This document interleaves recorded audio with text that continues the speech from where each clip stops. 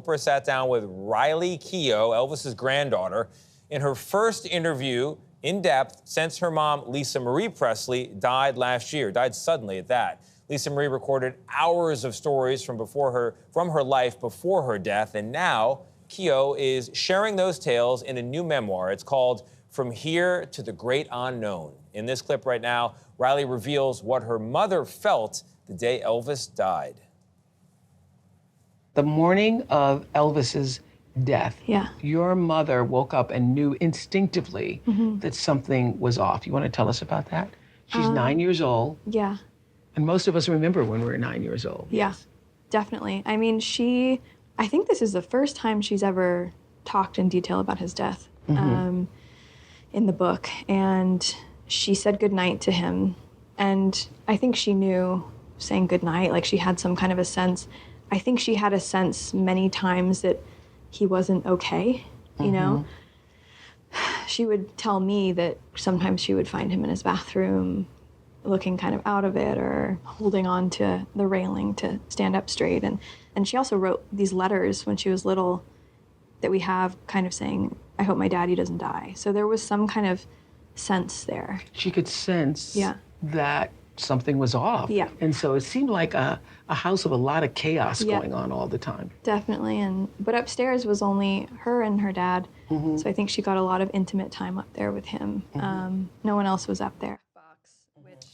Our resident Elvis expert, Vlad Duthiers, is making his CBS Mornings Plus debut. Oh my gosh, you guys. Talk more about the Thank King. you for having me. Intense contract negotiations, but that's a box of cookies. Thank you. Here you are. I'm here. So happy to be here. Congratulations on the show. It's off to a running start. Oh, thank you. It's been so fun. I know. I'm and glad to be I'm so here. glad that you're part of it. First of many. Yes. So, Vlad, what do you make of her releasing these notes and these thoughts from her mother, and these really intimate moments that her mother didn't share publicly herself? I think it's as a fan, I'm happy that Lisa wrote all of this and recorded all of this, and that Riley is sharing it with the world and with the fans. But of course, it makes me incredibly sad. Elvis's end was incredibly sad. The fact that he left little Lisa Marie, Riley's mother, behind. He was so proud when she was born. February 1, 1967 is Lisa's birthday, and he was such a proud dad. And in Lisa's eyes, Elvis could do no wrong, even though he was a flawed human being, idol to millions, but a flawed human being nonetheless. But in her eyes, her dad was a god. And just to hear that she even felt that he might pass away in those little notes that she wrote as a child is heartbreaking. Flawed as we all are, but talented in a way few of us are. Oh boy. And then you wonder how 47 years later, this musical act from way back when is still so important. So it's interesting. It's funny, Tony. I was thinking about that. That people will look at Elvis's career, and they'll look at those images, those black and white images, or even those color images of Elvis in the 1970s, and say to themselves, "This is sort of ancient history, right?" And here, this is a photo of Elvis at the very end of his life in 1977. But here is Elvis in the prime of his life as a young man. There is the 1968 comeback special. If you like Bruce Springsteen, or you like the Beatles, or you like the Rolling Stones, or every time you watch Eminem cross over from one genre to another, or Beyonce crosses from one genre to another, or Kane Brown takes to the stage at the American Music Awards and performs, for everybody, whether it's Prince or Michael Jackson or Marvin Gaye, they all owe, in some small part,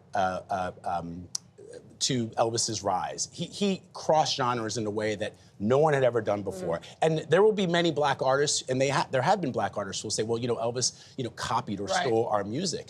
But for those who were there, and dance moves, Jackie Wilson and James Brown, Elvis was doing what those guys were doing, right? But he synthesized all of that into one thing. And the fact that he was white at a time when it would have been hard for black artists to break through was another reason why his career had the monumental impact that it had. Another first is that he was one of the first people to have a Vegas residency, and that's now so ubiquitous. The first rock and roll star. There have been others, Barbra Streisand and Frank Sinatra, the Rat Pack, etc. But the first rock star to be in residence in Las Vegas, broke records there throughout the entirety of his run. Even at the end of his life, Elvis was selling out stadiums. He had a career like no other. When he walked into the Sun recording studio in the summer of 1953, he was only 18 years old. He went in there to record a song for his mother, and the receptionist, Marion Keisker, asked him, who do you sound like? And he said, I don't sound like nobody.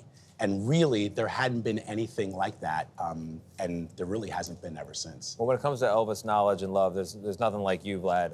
A true biographer, Vlad. Did you buy the $800,000 Elvis guitar, or did you prefer to stay married and have a roof over your head? So many people wonder why, like, I'm such a huge Elvis fan, and I think that it comes from the fact that, you know, when Elvis was a child and even as a young adult, he was considered shy and he was mixed up and he wasn't a very happy boy. He was a very lonely little boy, and I was that kid when I was growing up. And when I read that story, even as a child, and I would hear the music and that voice, and I would watch his command of the stage, and I was like, well, maybe if somebody who's a loser and shy and has no friends can someday become Elvis Presley, maybe I can have a life That is too. so well said, Vlad. You were never a loser, Vlad. Never, ever. I still ever. kind of am. Never. You guys don't know. I just hide it very well. It's a beautiful thing. That's really beautifully said, Vlad. Thank you very much.